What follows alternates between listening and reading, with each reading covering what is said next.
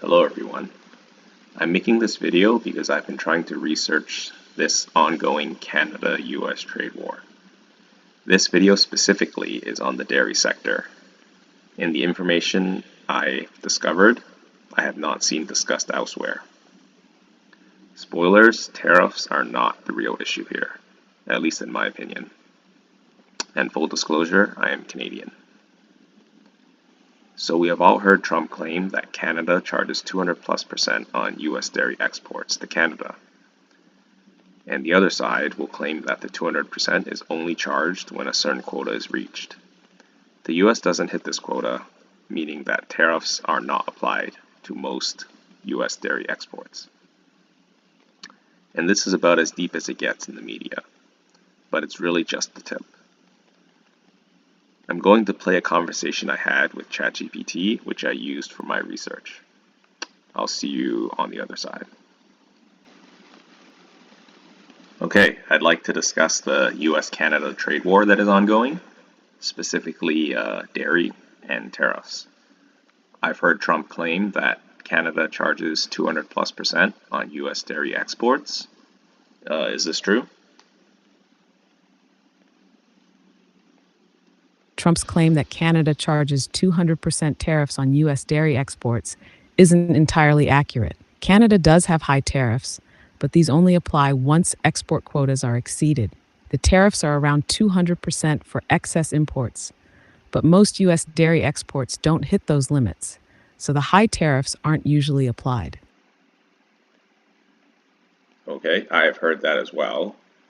Can we talk a little bit about Canada's dairy management system and what problems the US has with it? Canada's dairy supply management system controls production, pricing, and imports. Farmers are given quotas, and prices are set to ensure stability for producers. The U.S. has issues because it limits access to Canada's market. U.S. dairy exports are restricted by quotas, and when those limits are exceeded, high tariffs kick in. This makes it harder for U.S. producers to compete and access a potentially lucrative market, while Canadian prices are higher due to the controlled system. I heard the US filed a dispute with the USMCA about how Canada distributes its tariff-rated quotas to its distributors. Can you comment on that?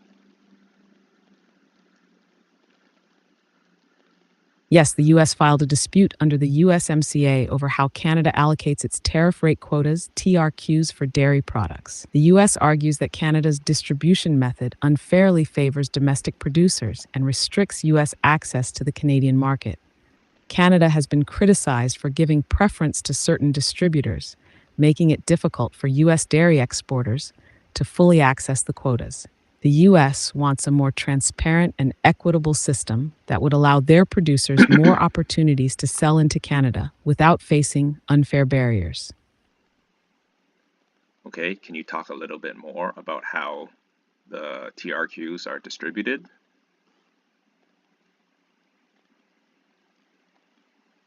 Canada's distribution of tariff rate quotas, TRQs, for dairy is managed by the government through a complex system.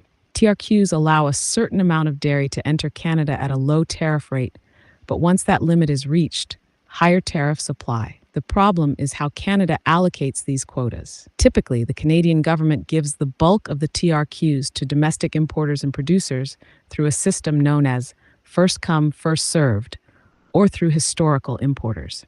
This means that established Canadian dairy distributors, often with political connections, get the majority of the low tariff access. The U.S. argues that this process favors a select group of Canadian companies and restricts fair access for American dairy producers. The U.S. wants a more transparent and fair allocation method that ensures a larger share of these quotas is available to U.S. exporters, which they believe would promote competition and lower prices in the Canadian market. Okay. I've heard that over 80% of the TRQs are assigned to large Canadian producers/distributors. Is this true? Yes, that's correct. Over 80% of Canada's dairy TRQs are allocated to large Canadian producers and distributors, often through a system that favors established players. This gives these companies a significant advantage in accessing low tariff dairy imports. The U.S. argues that this leaves little room for smaller foreign producers, including American dairy exporters, to compete effectively for those low tariff quotas. This concentration of quota distribution is one of the major points of contention in the trade dispute.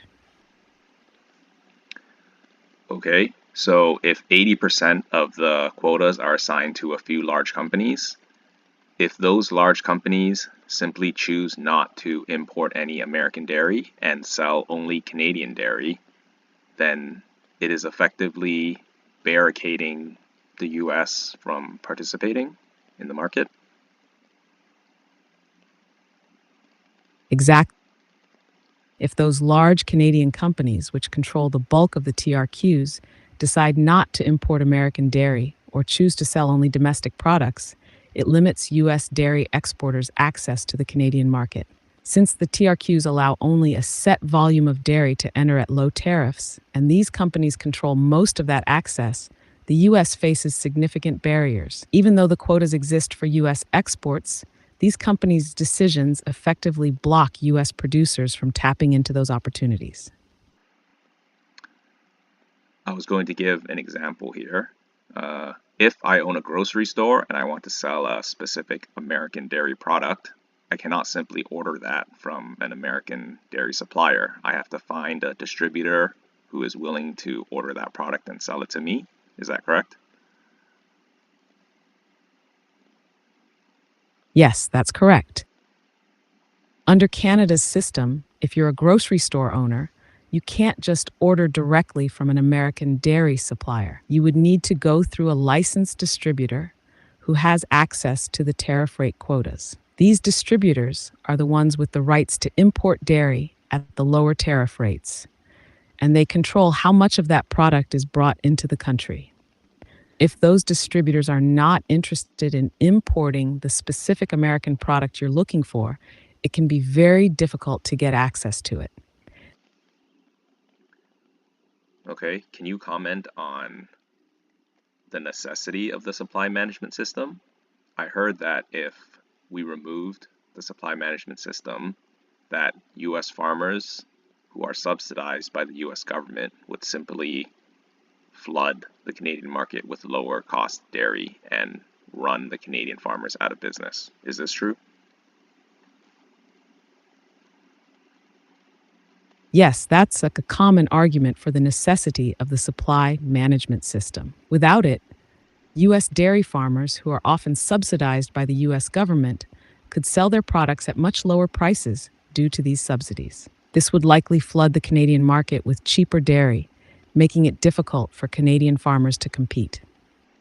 The concern is that Canadian dairy farmers, who don't receive the same level of government support, wouldn't be able to match the lower prices of U.S. products. As a result, many Canadian farms could go out of business, leading to the consolidation of the industry into larger, fewer farms. This could also harm rural communities that depend on smaller farms for their livelihoods. Canada's supply management system is seen as a way to prevent this scenario by ensuring that domestic farmers are insulated from the volatility of global markets and subsidized foreign competition.